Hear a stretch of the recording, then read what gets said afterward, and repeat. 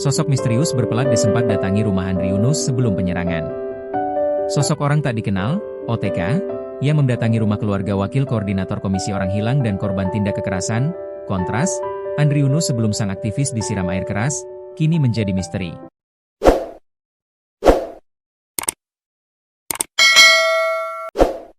Kabar adanya orang tak dikenal mendatangi rumah keluarga Andre diungkap Koordinator Kontras, Dimas Bagus Arya dalam wawancara di Gedung Yayasan Lembaga Bantuan Hukum Indonesia, YLBHI. Jakarta Pusat, Jumat, 13 Maret 2026. Tadi saya berkomunikasi sama ayahnya Andri. Sekitar bulan Januari ada orang tidak dikenal yang mendatangi rumah Andri di daerah Sukabumi, Jawa Barat, jelas Dimas. Pihak tidak dikenal itu datang pada 16 Januari. Ia disinyalir mencari tahu informasi ihwal Andri dan keluarganya. Pihak Kontras menduga hal tersebut berkaitan dengan relasi aktivitas yang dilakukan Andri dalam lingkup kerjanya sebagai pekerja pada bidang hak asasi manusia, HAM. Jadi tadi saya sempat dikasih bukti CCTV saat ada orang tidak dikenal yang mengaku dari Jakarta berplat nomor D, ujar Dimas. Selain itu, 3 hari yang lalu, asrama Kontras juga didatangi orang tak dikenal. Hal itu disampaikan oleh Ketua Umum YLBHI, Muhammad Isnur dalam kesempatan yang sama. Dia di depan pintu asrama Kontras, ketika didatangi dia pergi. Itu beberapa saksi melihat ada orang asing di sekitar mes Kontras 3 hari yang lalu sampai 2 hari sebelum kejadian, ujar Isnur.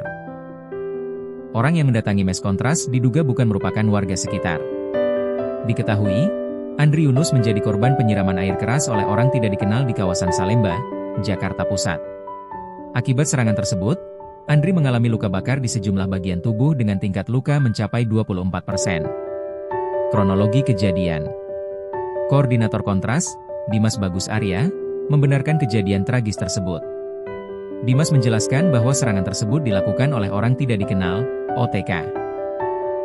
Saat korban tengah mengendarai sepeda motor. Telah mengalami serangan penyiraman air keras oleh orang tidak dikenal, OTK, yang mengakibatkan terjadinya luka serius di sekujur tubuh terutama pada area tangan kanan dan kiri, muka, dada, serta bagian mata, kata Dimas, Jumat, 13 Maret 2026, dikutip Suryako ID dari tribunnews.com. Berdasarkan informasi awal, Andri Yunus saat itu melintasi Jalan Salemba I, Talang, Jakarta Pusat. Tiba-tiba, 2 orang pelaku yang mengendarai motor metik, diduga Honda Beat tahun 2016 hingga 2021. Menghampiri dengan cara melawan arah di jembatan Talang. Pelaku merupakan 2 orang laki-laki yang melakukan operasinya dengan menggunakan 1 motor, masing-masing berperan menjadi pengemudi dan penumpang, ucap Dimas. Kondisi korban. Pasca kejadian, Andri segera dilarikan ke rumah sakit. Dari hasil pemeriksaan, Andri mengalami luka bakar sebanyak 24%, tuturnya.